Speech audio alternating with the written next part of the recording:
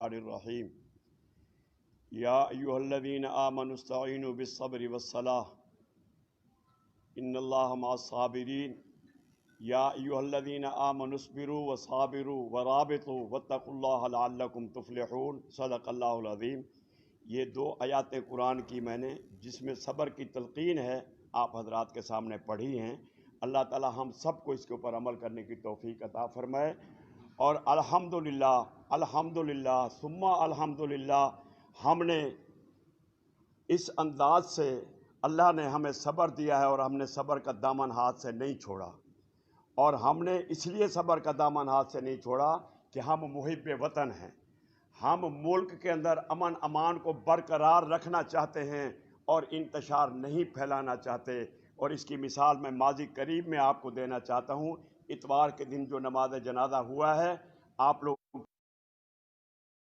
میں آپ کا بھی شکر گزار ہوں۔ اگر یہ وقت بھی کبھی آپ پر بھی آ گیا تو انشاءاللہ ہم بھی آپ کی حمایت کریں گے۔ اس پر ہم آپ کے شکر گزار ہیں کہ آپ آئے اور ہماری بات کو آپ پوری دنیا میں پھیلانے کے لیے آپ کمر بستہ ہیں۔ ہم اس پر جزاک اللہ بھی کہتے ہیں، آپ کے لیے دعا گو بھی ہیں۔ تو میں بتانا چاہتا ہوں کہ الحمدللہ میری آئی جی سے بھی پرسوں ہماری بات چیت ہوئی ہے دارالعلوم میں، شیخ الاسلام صاحب حضرت مولانا تقی عثمانی صاحب کی موجودگی میں ایڈیشنل آئی جی اور ڈی آئی جی ایسٹ بھی تشریف لائے ہوئے تھے۔ انہوں نے خود اس چیز کا اعتراف کیا ہے کہ الحمدللہ آپ کے جنازے میں اتنے افراد تھے، لاکھوں کی تعداد تھی، لیکن نہ کسی گاڑی کو ایک پتھر لگا ہے، نہ کوئی پتا ٹوٹا ہے۔ یہ ہماری صبر کی اور ہماری محب وطن ہونے کی بہت بڑی دلیل ہے، آپ حضرات کے سامنے ہے، اور یہ کھلی کتاب کی طرح ہے۔ اور آئندہ بھی ہم یہ نہیں چاہتے۔ اب ہم یہ بیان اور احتجاج، میں بحیثیت کوارڈینیٹر کے مولانا عادل خان کی جگہ پر مجھے اپنے حضرات نے مقرر کیا ہے، میں یہ بات بتانا چاہتا ہوں کہ ہم سب سے پہلے تو حکومت سے، انتظامیہ سے یہ اپیل بھی کرتے ہیں اور پرزور ہم مطالبہ بھی کرتے ہیں کہ ان قاتلوں کو 48 گھنٹے گزرنے کے بعد نہ نشاندہی ہوئی، نہ ان کو گرفتار کیا گیا۔ آخر کیوں ایسا کیوں ہو رہا ہے ہمارے ساتھ؟ ہم نے ہی لاشیں اٹھانی ہیں، ہم نے ہی ملک کو بچانا ہے، ہم نے ہی صبر کرنا ہے۔ آپ کی کیا ذمہ داری ہے؟ کسی نے کہا ہے کہ تو ادھر ادھر کی نہ بات کر، تو ادھر ادھر کی نہ بات کر، یہ بتا کہ قافلہ کیوں لوٹا؟ مجھے راہزنوں سے گلا نہیں، تیری راہبری سے سوال ہے۔ آپ حکومت میں ہیں، آپ انتظام میں ہیں، آپ تو ایسے ایسے لوگوں کو بھی نکال کے لائے ہیں جو قبروں میں ہیں۔ آپ لوگوں نے ایسے لوگوں کو اریسٹ کیا ہے جو افغانستان چلے گئے تھے، افغانستان سے واپس آئے ہیں۔ آپ نے بہت سارے مجرمین کو ایسی ایسی جگہوں پہ اریسٹ کیا ہے جن کا ان کے گھر والوں کو بھی کسی کو پتہ نہیں تھا۔ آخر ان قاتلوں کو کب آپ گرفتار کریں گے؟ اور ہمارے کندھوں پر کب تک ہم سے لاشیں اٹھواتے رہیں گے؟ ہم اس پر بھرپور احتجاج کرتے ہیں۔ اور دوسرے نمبر پہ آج تک جو گستاخانہ انداز اختیار کیا گیا ہے صحابہ کرام رضوان اللہ تعالی علیہم اجمعین کے لیے، خلفائے راشدین کے لیے، امہات المومنین کے لیے، بنات المحمد الرسول اللہ صلی اللہ علیہ وسلم کی شان میں، ان کے اوپر ابھی تک کوئی قانونی نہ گرفت ہوئی ہے، نہ کوئی قانون نے حرکت کی ہے۔ یہ آخر کیوں، کیسے ہو رہا ہے؟ اور پھر آپ ہمیں کہتے ہیں، سب مجھ ہی سے کہتے ہیں نگاہ نیچی رکھ اپنی، ان سے کوئی نہیں کہتا کہ یوں عیاں ہو کے نہ پھرا کرو۔ تو قانون ہونا چاہیے، اور قانون کے مطابق ہم قانون چاہتے ہیں، قانون کے دائرے کے اندر ہم ہیں۔ ہم نے قانون کبھی نہیں توڑا، حالانکہ ہمارے کئی درجنوں کے حساب سے ہمارے لوگ دنیا سے چلے گئے، اور ان کے اوپر قاتلانہ حملے ہوئے، ان کو شہید کیا گیا ہے۔ ہم یہ جتنے جماعتیں یہاں بیٹھی، میں ان کا بھی تذکرہ کرتا ہوں آپ حضرات کے سامنے، اور میں چاہتا ہوں اس کو آپ ہائی لائٹ کریں، آپ حق کا ساتھ دیں، اور آپ کا جو قلم ہے، قلم کی بڑی اہمیت ہے، آپ کا جو انداز ہے اس کی بڑی قدر و منزلت ہے۔ اللہ نے قلم کی تعریف کی ہے، نون والقلم وما یسطرون، اور اللہ نے قرآن میں کہا ہے کہ ہم نے علم جو دیا ہے، الذی علم بالقلم، پہلی وحی کے اندر یہ آیاتیں بھی نازل ہوئی ہیں۔ آپ ان کو بھی کوٹ کریں اور ان کو لوگوں کو بتائیں کہ آپ لوگوں کی بھی ذمہ داری ہے، اہل قلم کی بھی اور میڈیا والوں کی بھی۔ اب میں اس کو پڑھ دوں بس، اور اسی میں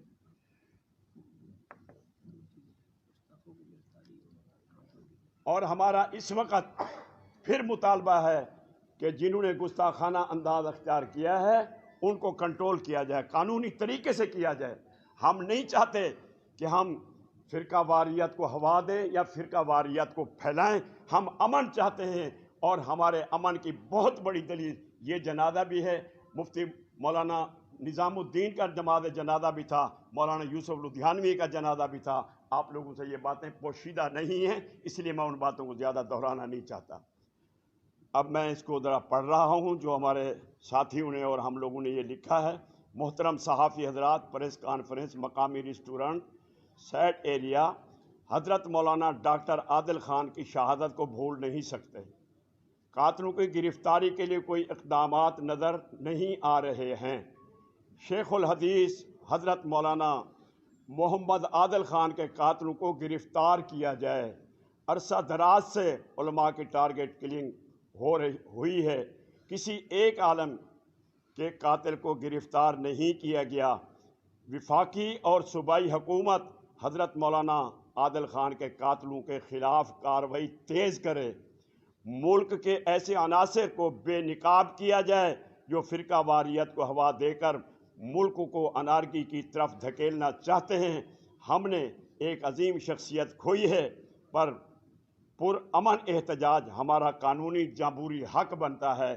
مولانا عادل خان شہید کی شہادت کو 48 گھنٹے پورے ہو چکے ہیں، لیکن اب تک قاتلوں کی گرفتاری کے لیے کوئی پیش رفت نظر نہیں آتی۔ ہم کس کے پاس جائیں، کس سے پوچھیں؟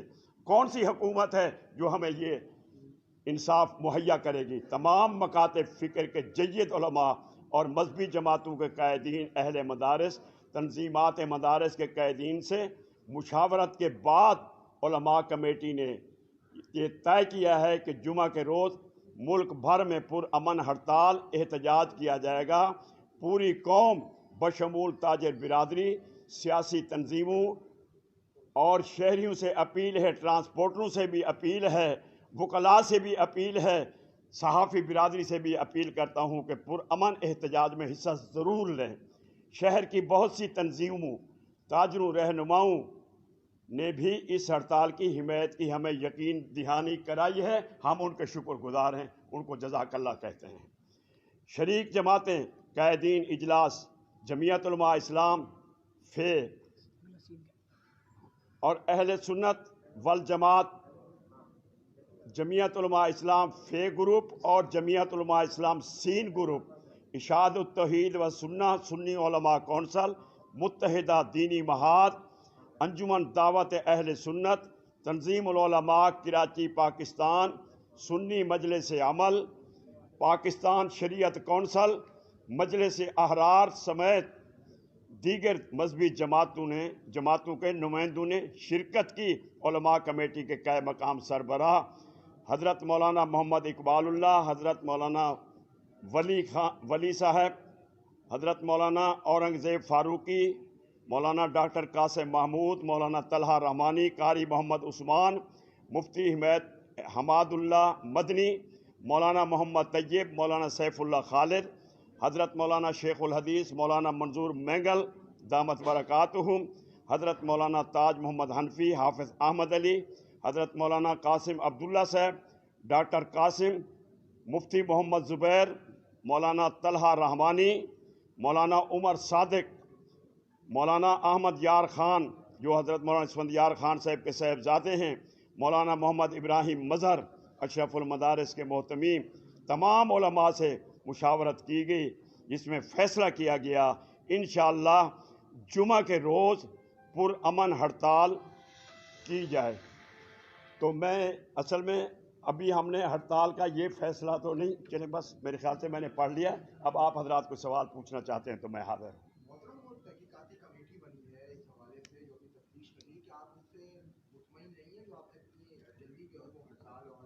جی میں اس کا جواب آپ کو دیتا ہوں۔ اصل میں ہم مطمئن یوں نہیں ہیں کہ ہمیں تو کوئی پتہ نہیں نا، ہم سے انہوں نے کوئی رابطہ نہیں کیا، ہمیں کچھ بتایا نہیں، تو ہم اس لیے ان کی سست روی کی وجہ سے ہمارے اندر تو ایک اضطرابی کیفیت ہے نا، اس لیے ہم کیسے آپ اطمینان کا اظہار کریں؟ ہمیں پتہ ہی کچھ نہیں، رجم بالغیب والا حساب ہے۔ آپ لوگ حضرت سوال یہ ہے کہ جب بھی کبھی ایسا ہوا ہے کہ بڑے سے بڑا عالم دین جو ہے وہ اس طرح دہشت گردی کا شکار ہوتا ہے تو 2-4 دن جو علماء کرام ہے وہ بڑے متحرک ہوتے ہیں، پریس کانفرنس بھی ہوتی ہیں، احتجاج کے اعلانات بھی کیے جاتے ہیں اور اس کے بعد وہ تحقیقات بھی وہیں کی وہیں رہ جاتی ہے، علماء کرام بھی خاموش ہو کے بیٹھ جاتے ہیں. تو ایسا کیوں ہوتا ہے؟ کیوں آپ لوگ اگر اس سے پہلے اسی طرح کا اسٹینڈ لیا جاتا تو شاید یہ واقعات پیش نہ آتے؟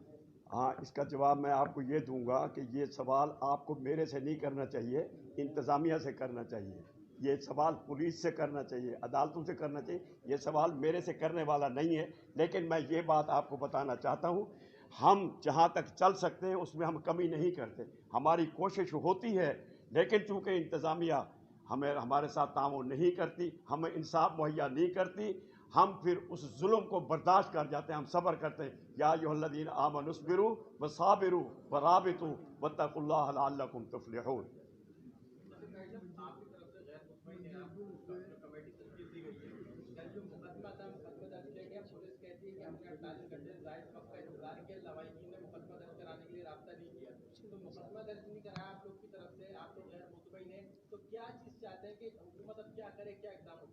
میرے بھائی، میں آپ کو یہ بتانا چاہتا ہوں کہ جن کے یہاں سے لاش اٹھتی ہے نا، وہ 2-3 دن ہوش میں نہیں ہوتے. ان کو غم میں اتنے ڈوبے ہوئے ہوتے ہیں کہ وہ کسی قسم کی بات کرنے کی پوزیشن میں ہی نہیں ہوتے. ان کو پتہ نہیں ہمارے گھر کا دروازہ کون سا ہے، کیونکہ ظالم نے ظلم کیا ہوتا ہے، وہ ظلم کی چکی میں پس رہے ہوتے ہیں. تو اس وجہ سے وہ اتنے جلدی نہیں کرتے. لیکن انتظامیہ کی ذمہ داری، ان کا تو کوئی نہیں مرا نا، مرا تو ان کا ہے نا جو غم کے اندر ڈوبے ہوئے ہیں. اس غم سے نکالنے کے لیے یہ حکومت کا کام ہے.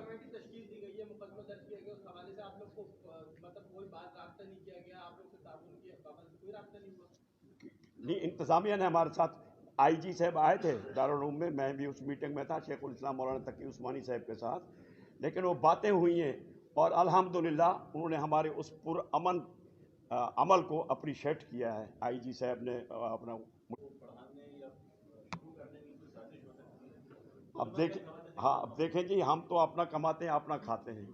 جو لوگ تنخواہیں لیتے ہیں، جو ایجنسیاں ہیں، یہ وہاں تک پہنچے، یہ ان کا کام ہے.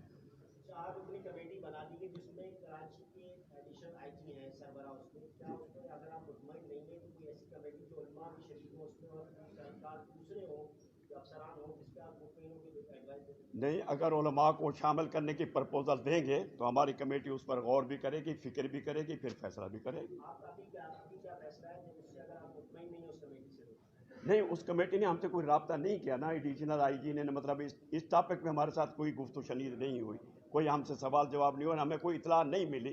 تو اس لیے ہم تو ذہنی طور پر انتشار کی شکل میں ہیں. گزشتہ دنوں میں ایک بس جی، اور کسی کا سوال تو نہیں ہے کوئی؟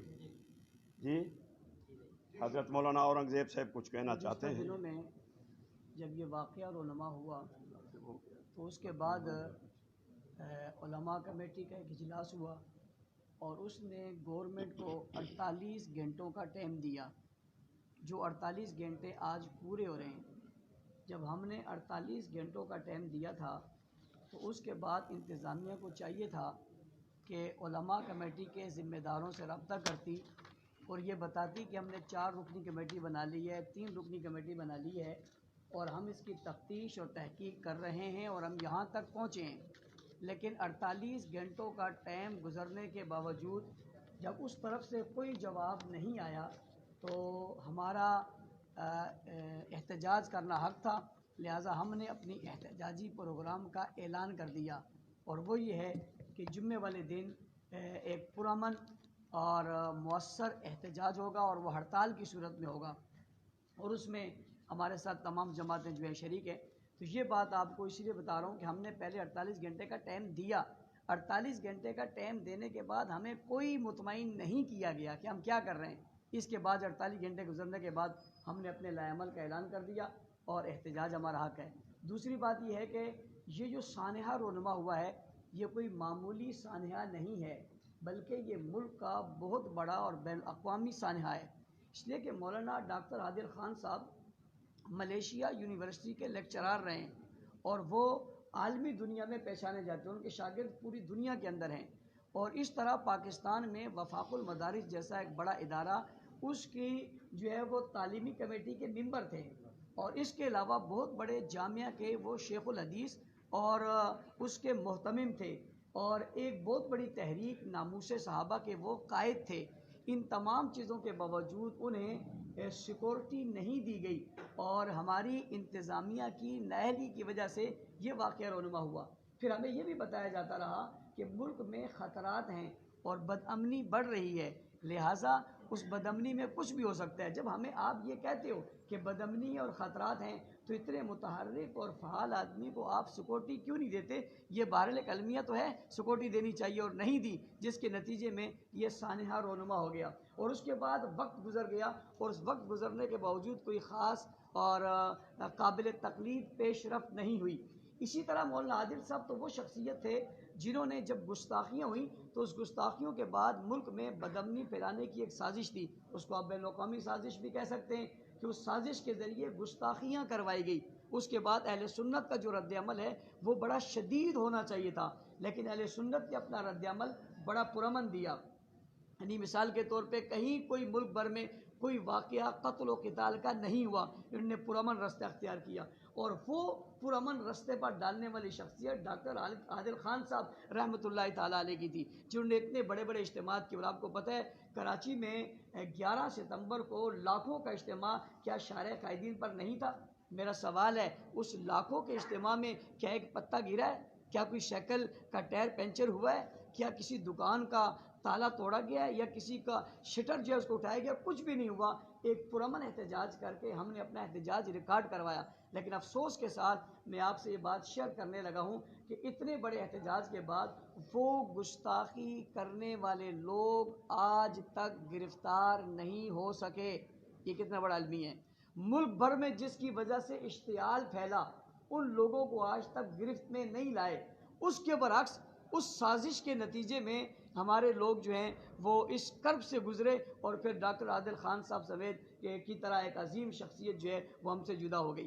اگر ہم کسی احتجاج کی طرف نہیں جاتے تو اس کا مطلب ہے کہ آئندہ مزید لوگ بھی اس کا نشانہ بنیں گے، اور ہم نہیں چاہتے کہ ملک میں کچھ بدامنی ہو، اس لیے ہم ہڑتال دوسرے دن بھی کر سکتے تھے، تیسرے دن بھی کر سکتے تھے، چوتھے دن بھی کر سکتے تھے، اور وہ ہڑتال اس سے زیادہ مؤثر ہوتی، لیکن ہم نے وقت دیا تاکہ یہ معاملات حکومت کنٹرول کرے۔ پھر ہم نے جنازہ جامعہ فاروقیہ ہب چوک پہ پڑھا۔ آپ جانتے ہیں یہ جنازہ ہم وزیر اعلیٰ ہاؤس بھی کر سکتے تھے، ہم گورنر ہاؤس بھی کر سکتے تھے، ہم ایم اے جناح روڈ پر بھی کر سکتے تھے، ہم تبت سینٹر بھی کر سکتے تھے۔ کیا سمجھتے ہیں لاکھوں لوگ جو یہاں پہنچے وہاں نہیں پہنچتے؟ کیا پورا شہر مفلوج نہیں ہوتا؟ لیکن ہم نے وہ بھی نہیں ہونے دیا، اور ہم نے ایک موقع اور دیا۔ لیکن میں سمجھتا ہوں شاید ہماری اس امن پسندی کو ہماری بزدلی یا کمزوری سمجھا جا رہا ہے۔ میں اداروں سے کہتا ہوں ہماری اس امن پسندی کو بزدلی اور کمزوری نہ سمجھے۔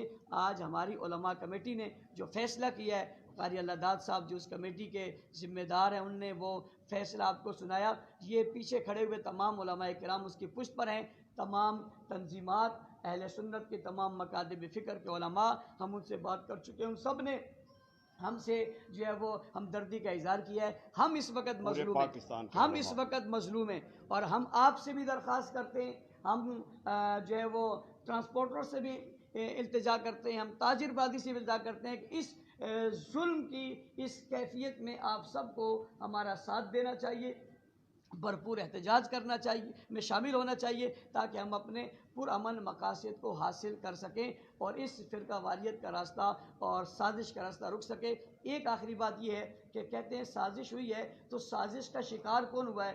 ہم میں سے تو کسی اہل سنت تنظیم نے کسی کی گستاخی نہیں کی، ہم میں سے تو کسی نے مقدسات کی توہین نہیں کی، اور ادھر سے کوئی وار بھی نہیں ہوا۔ مقدسات کی توہین بھی وہیں سے ہوئی ہے اور وار بھی وہیں سے ہوا ہے۔ اس کا مطلب ہے کہ سازش اگر باہر بنی ہے تو اس کے اعلی کار جو لوگ بنے وہ بالکل واضح ہیں۔ اگر گولی چلانے والا معلوم نہیں ہے تو گستاخی کرنے والا تو معلوم ہے نا۔ جس نے گولی چلائی اگر وہ معلوم نہیں ہے تو جس نے گستاخی کی وہ تو معلوم ہے نا۔